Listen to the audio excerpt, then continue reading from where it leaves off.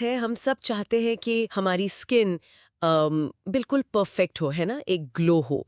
लेकिन होता क्या है, ज़्यादातर समय तो ऐसा लगता है जैसे हम अपनी स्किन से एक एक लड़ाई लड़ रहे हैं। या तो वो ज़रूरत से ज़्यादा ऑयली है, या फिर इतनी ड्राई कि कुछ भी लगा लो प्यासी ही रहती है। तो आज हम इसी लड़ाई के पीछे की मतलब असली वजह जानने की कोशिश करेंगे। हमारे पास जो स्रोत है वो हमें सिर्फ सतह पर क्या हो रहा है ये नहीं बताते, बल्कि हजारों साल पुरानी समझ के दरवाजे भी खोलते हैं। आज की हमारी इस गहरी पड़ताल का मिशन यही है, मॉडर्न साइंस और आयुर्वेद दोनों के नजरिए से ये समझना कि हमारी स्किन ऑयली या ड्राई क्यों होती है और इसका असली मतलब जड़ से इलाज क्या हो सकता है। और ये सोचना ही बड़ा मजेदार है कि स्किन को देखने के ये दो नजरिए कितने कितने अलग हैं, फिर भी जुड़े हुए हैं। साइंस वो एक माइक्रोस्कोप लेकर स्किन की ग्रंथियों मतलब ग्लैंड्स और उनसे निकलने वाले तेल सीबम को देखता है। वहीं आयुर्वेद पूछता है, रुको एक मिनट, शरीर के अंदर क्या चल रहा है। आयुर्वेद का मानना है कि हमारी स्किन का हाल हमारे शरीर की तीन ऊर्जाओं वात, पित्त और कफ के अंदरूनी बैलेंस पर टिका है। ये बाहर से ज्यादा अंदर का खेल है। अच्छा, इसका मतलब ये हुआ कि जो हमारे चेहरे पे दिख रहा है वो असल में हमारे शरीर के अंदर चल रही कहानी का बस एक चैप्टर है। चलिए इसी कहानी को खोलते हैं और तैलीय यानी ऑयली स्किन से शुरू करते हैं। अगर साइंटिफिक नजरिए से देखें तो वजहें काफी काफी सीधी लगती हैं, जैसे सिबेशियस ग्रंथियों का ओवर एक्टिव हो जाना, हाँ, कुछ हार्मोन्स जैसे एंड्रोजन का बढ़ जाना, या फिर मौसम में गर्मी और नमी का असर। बिल्कुल। साइंस हमें बताता है कि क्या हो रहा है और आयुर्वेद वो हमें समझाता है क्यों हो रहा है। आयुर्वेद के हिसाब से ऑयली स्किन शरीर में कफ और पित्त दोष के बढ़ने का नतीजा है। कफ और पित्त? हाँ, इसे ऐसे समझिए, कफ दोष हमारे शरीर का नेचुरल मॉइस्चराइजर और लुब्रिकेंट है।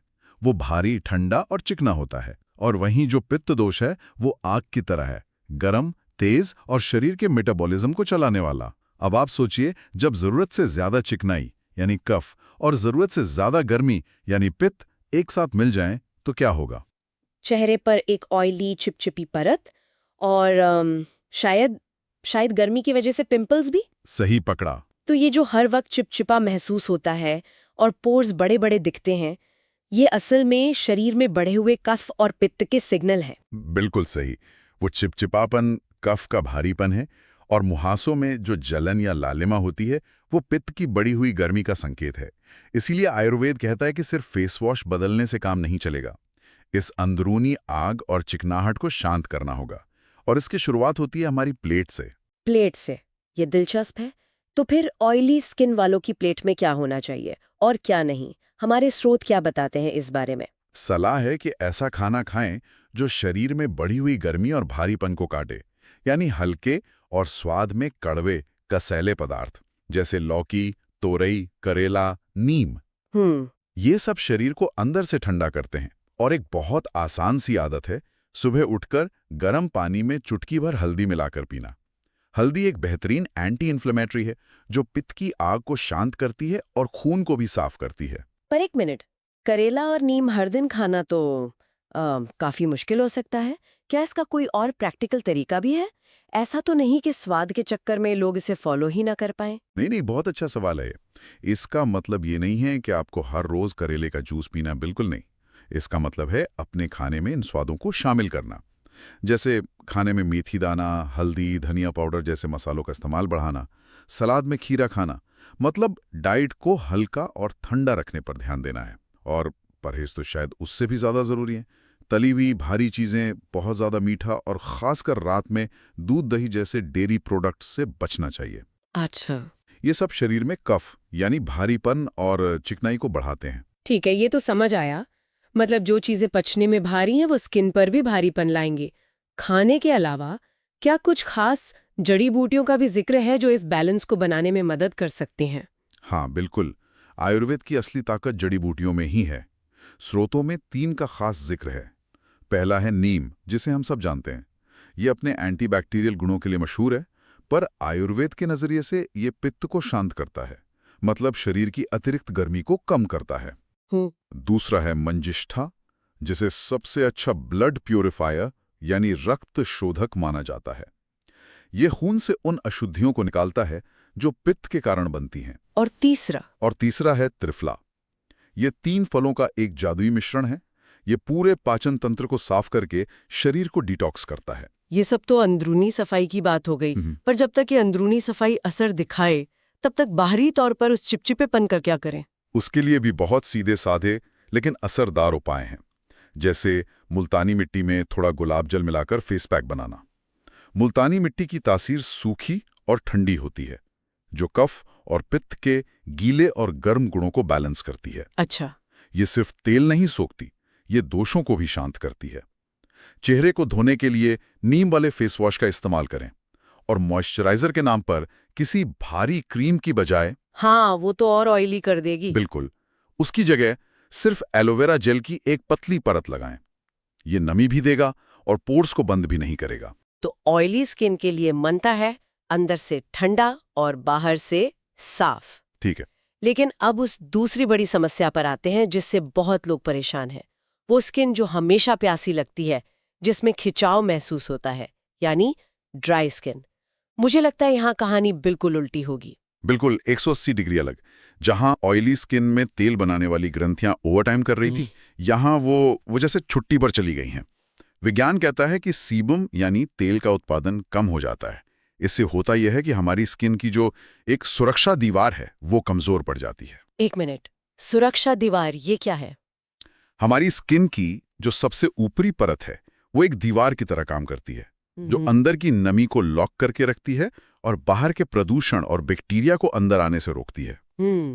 जब तेल कम बनता है तो इस दीवार में मानो छोटी छोटी दरारें आ जाती हैं और इन्हीं दरारों से स्किन की नमी भाप बनकर उड़ जाती है। साइंस में इसे ट्रांस एपिडर्मल वाटर लॉस या TEWL कहते हैं। अच्छा, तो ये TEW ही वजह है जिससे स्किन रूखी और खिंची खिंची लगती है। अब आयुर्वेद इस कहानी को कैसे देखता है? यहाँ कौन सा दोष जिम्मेदार है? यहाँ आता है वात दोष। वात? हाँ। हाँ। वात को आप हवा की तरह समझ सकते हैं। हल्का, ठंडा, सूखा और हमेशा गतिशील। जब शरीर में वात दोष बढ़ जाता है तो ये हवा एक तेज आंधी की तरह शरीर की सारी नमी और चिकनाई को उड़ा ले जाती है। नतीजा त्वचा रूखी, खुरदरी, बेजान और वक्त से पहले उस पर लकीरें दिखने लगती हैं। आपकी स्किन एक तरह से रेगिस्तान की जमीन जैसी हो जाती है जिसमें दरारें पड़ गई हों। वाह, रेगिस्तान की जमीन, ये तो बिल्कुल सटीक एनालॉजी है। तो फिर इस रेगिस्तान में नमी वापस कैसे लाई जाए? जाहिर है यहाँ करेला खाने की सलाह तो नहीं दी जाएगी। नहीं, बिल्कुल नहीं। यहाँ इलाज वात के गुणों से ठीक उल्टा होगा। अच्छा। वात अगर सूखा, ठंडा और हल्का है तो हमें आहार में चिकनाई, गर्माहट और भारीपन लाना होगा। जैसे खाने में देसी घी का इस्तेमाल करना, दिन में गुनगुना दूध पीना और रात भर भिगोकर रखे हुए बादाम खाना। ये सारी चीजें शरीर को अंदर से पोषण और चिकनाई देती हैं, मतलब वात को शांत करती हैं। और परहेज में क्या होगा? मतलब जैसे चिप्स या दूसरे सूखे स्नैक्स से बचना चाहिए? बिल्कुल, हर वो चीज जो शरीर में रूखापन बढ़ाए उससे बचना है। जैसे सूखे स्नैक्स, बहुत ज्यादा उपवास करना और फ्रिज का ठंडा पानी या कोल्ड ड्रिंक्स पीना। ये सब वात की आंधी को और तेज करते हैं। और जड़ी बूटियां ड्राई स्किन के लिए कौन सी जड़ी बूटियां काम करती हैं? यहाँ जड़ी बूटियों का काम है पोषण देना और नमी को सहेजना। सबसे पहले है अश्वगंधा। वो शरीर को अंदर से ताकत और वजन देती है, वात के हल्केपन को बैलेंस करती है। अच्छा। दूसरी है शतावरी, जिसका मतलब ही है 100 जड़ों वाली। ये शरीर में नमी मतलब हाइड्रेशन को बनाए रखने में मदद करती है।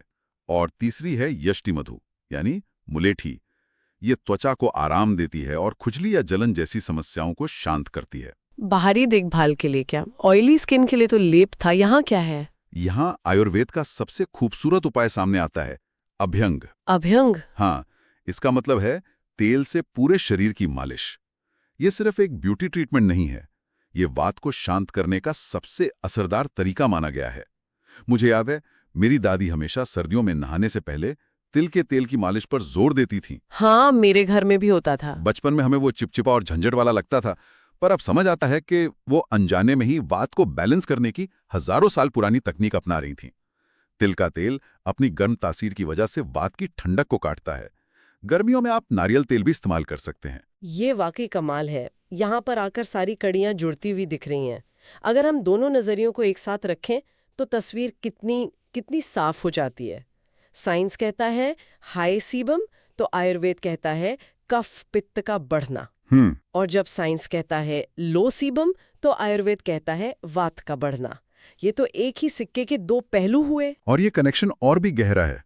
जैसे मुहासों को साइंस बैक्टीरिया का इन्फेक्शन कहता है, तो आयुर्वेद उसे रक्त रुष्टि कहता है। रक्त दृष्टि यानी खून में अशुद्धि। आयुर्वेद का तर्क है कि जब तक खून ही साफ नहीं होगा, आप ऊपर से कितनी भी एंटीबैक्टीरियल क्रीम लगा लें, मुहासे वापस आते रहेंगे। सही बात है। इसी तरह झुर्रियों को विज्ञान कोलेजन की कमी से जोड़ता है और आयुर्वेद उसे वात वृद्धि यानी शरीर में रूखेपन और हल्केपन के बढ़ने का नतीजा मानता है। रुकिए, ये तो बहुत बड़ी बात है।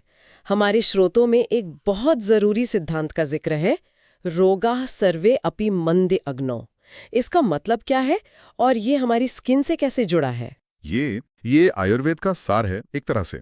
इसका मतलब है सभी रोगों की जड़ मंद अग्नि है। यहाँ अग्नि का मतलब सिर्फ पेट की आग नहीं, बल्कि हमारी पाचन शक्ति है, हमारी डाइजेस्टिव पावर। अच्छा। जब हमारी पाचन शक्ति कमजोर होती है तो हम जो भी खाते हैं वो ठीक से पचकर शरीर का हिस्सा नहीं बन पाता। उसका कुछ अंश अधपचा रह जाता है, जिसे आयुर्वेद आम यानी टॉक्सिन या विषाक्त पदार्थ कहता है। यही आम खून में घुल के पूरे शरीर में फैलता है और जहां भी जमा होता है वहां बीमारी पैदा करता है। जब ये स्किन में जमा होता है तो हमें मुहासे, एक्जिमा या डलनेस जैसी समस्याएं होती हैं। तो आप ये कह रहे हैं कि जिसे मॉडर्न साइंस आज गट स्किन एक्सिस कह रहा है, हाँ, मतलब हमारे पेट की सेहत का सीधा असर हमारी स्किन पर होता है।